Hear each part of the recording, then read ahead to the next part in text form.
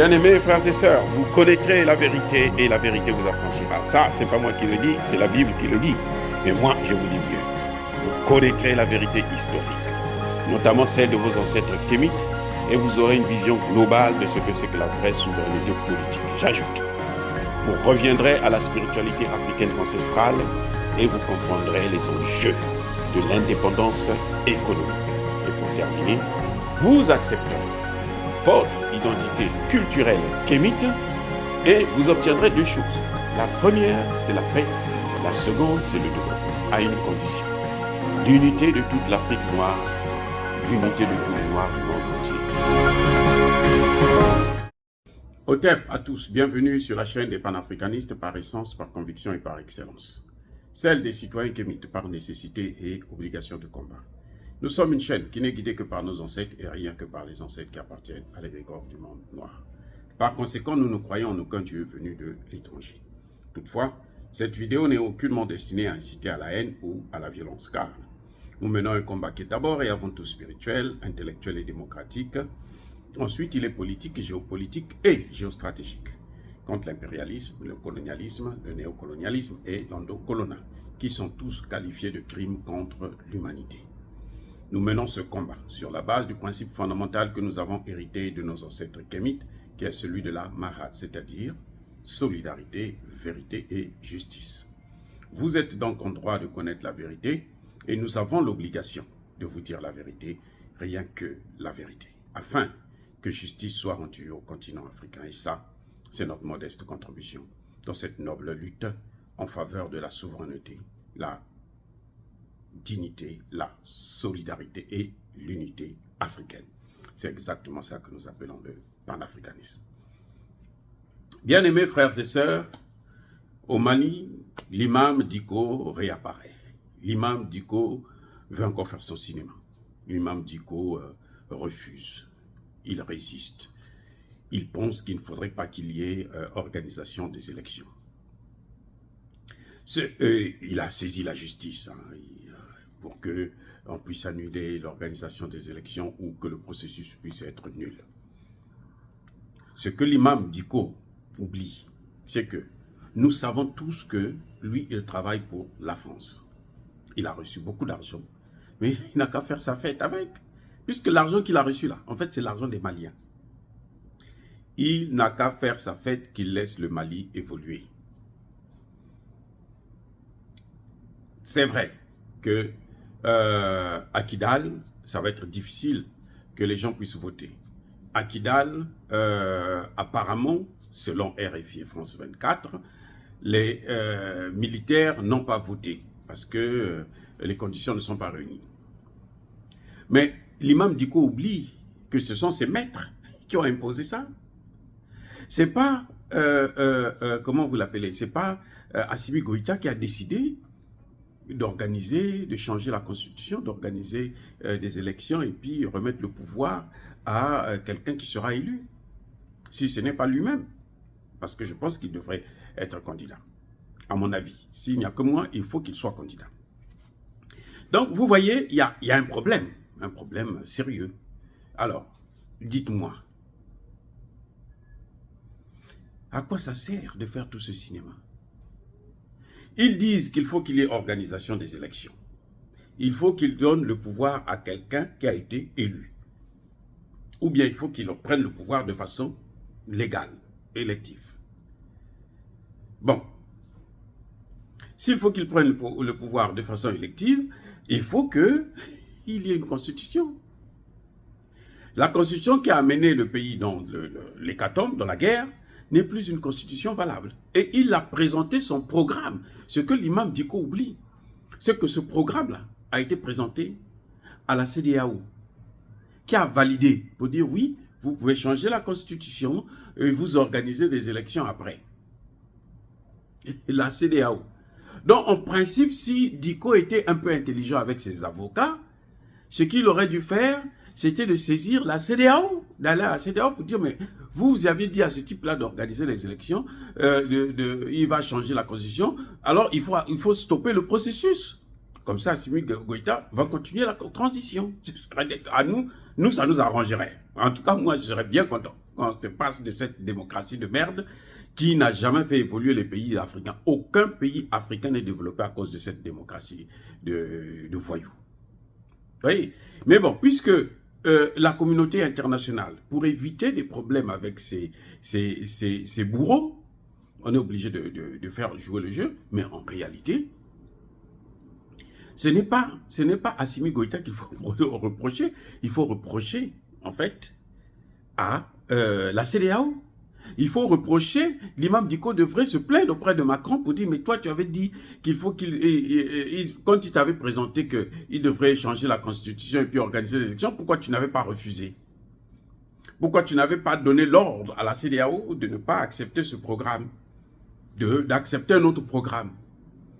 Parce que ce qui est en train de se passer, le référendum, là, c'est le calendrier que Assimi Goïta a présenté à la CEDEAO, qu'il a présenté à l'Union africaine, qu'il a présenté aux Nations Unies. Et donc, par conséquent, qu'il a présenté à Emmanuel Macron, le maître de Mamoud Dicko. Et tous, ils ont dit non, oh ça va, donc on peut attendre 2 ans, il va partir. Maintenant qu'il est en train de mettre en œuvre le programme qui a été eu, c'est d'ailleurs à cause de ça qu'on avait levé les sanctions. On n'a pas levé les sanctions pour les beaux yeux d'Assimi Goïta, on avait levé les sanctions parce que Assimi Goïta avait présenté ce programme que vous voyez là.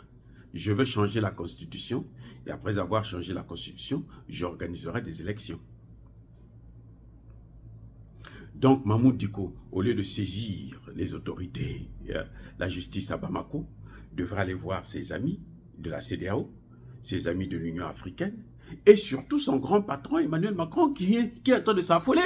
Parce que Emmanuel Macron est devenu fou, je dis complètement fou. Il ne sait plus où mettre la tête, puisqu'il est en train de perdre l'Afrique. Parce que c'est le Mali, là, c'est encore rien, hein, ça ne fait que commencer.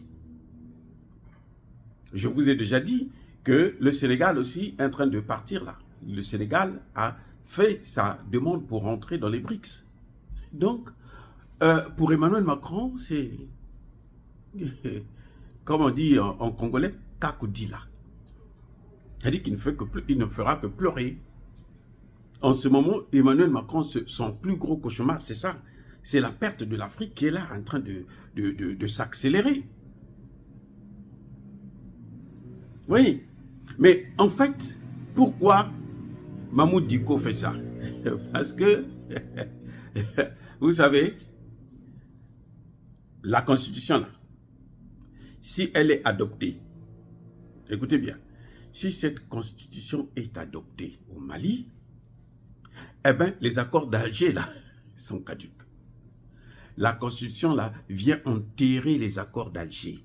C'est ce que Emmanuel Macron n'avait pas prévu avec la CEDEAO et l'Union africaine. Vous voyez, la CEDEAO et l'Union africaine, ils regardent ça maintenant de loin. Est-ce que vous avez entendu que le Nigeria, là, le représentant de la CEDEAO, celui qui était chargé du dossier du Mali, il est passé au Mali. Il n'est pas venu. Parce que il sait que maintenant, là, il est coincé, il est cuit. Puisque lui, il venait là. C'était pour réaliser les accords d'Alger et qui devraient amener à la partition du Mali. Les accords d'Alger, là, c'était pour diviser le Mali. Donc, comme la constitution va être adoptée, il n'y a plus d'accord d'Alger. Il y a une nouvelle constitution. Ça vient annuler tous les accords. Pour qu'il y ait encore accord là, cette fois-ci, il faut attendre le président élu et il faut que ça passe devant l'Assemblée. Ça n'ira plus en Algérie. Parce que là même, l'Algérie avait joué le mauvais jeu. L'Algérie que nous aimons bien, là, dans ce dossier-là, elle avait joué le mauvais jeu. Est-ce que c'était volontaire? Est-ce que c'est par ignorance? Je n'en sais rien. Mais en tout cas, l'Algérie ne devait pas accepter qu'on puisse signer de tels accords. Donc voilà, M. Mamoud Dicko peut aller à la mosquée, prier. Peut-être que ça devait changer. Mais je pense que quelqu'un qui prie, qui est corrompu comme M. Mamoud Dicko, même s'il prie là, si vraiment Allah là, existe là, il ne va pas l'écouter. Je suis désolé, mais ça c'est une réalité. Il ne peut pas écouter un voyou comme ça. Et je me demande même comment se fait-il que les responsables de la religion musulmane au Mali ne l'ont pas viré. Il est toujours responsable d'une mosquée, c'est incroyable. Il ne pouvait plus être imam, aussi corrompu tel qu'il est, et puis aussi politicien et politisé. Avant, il disait que c'était parce que la Constitution ne tenait pas compte du fait que la très grande majorité des Maliens, ce sont des musulmans. Maintenant, il dit qu'Assimi Goïta n'a pas le droit. Mais Assimi Goïta a tout le droit de changer la Constitution puisque il avait présenté ça. C'est ce qui a fait qu'on puisse lever les sanctions. Que Mahmoud Dicko avait soutenu d'ailleurs. Parce que pour lui, il fallait que les Maliens souffrent et les Maliens meurent et puis Assimi Goïta puisse partir. Manque de peau pour lui. Eh bien, ce calendrier a été accepté, validé par la communauté internationale. Donc lui, s'il a ce plaindre-là, il va aller voir le secrétaire général de l'ONU, comment on l'appelle? L'autre, j'ai oublié son nom parce qu'il est tellement ridicule aussi, tellement idiot, et on ne peut rien retenir de ces gens-là. Voilà le problème. Mahmoud Dicko, prends ton café et puis dors. Si tu es en contact avec les terroristes, bon, va leur dire que les carottes sont cuites. Maintenant, là, vous n'aurez plus la possibilité de diviser, de séparer les Maliens. Dire cela, c'est inciter à la haine ou à la violence? Non. Encore une fois, bien-aimés frères et sœurs, soyez bénis. Je persiste et je signe, abondamment bénis par le Dieu de Kémit, par nos ancêtres angélisés. Mais que tous ceux qui persécutent le continent africain, le pillent et le déstabilisent, qu'ils soient noirs, blancs, chinois, arabes, indiens, qui qu'ils soient maudits, punis, foudroyés, neutralisés, effacés, écrasés par ce Dieu de Kémit et par nos ancêtres angélisés. Vive l'Afrique éternelle, j'ai dit et j'assume.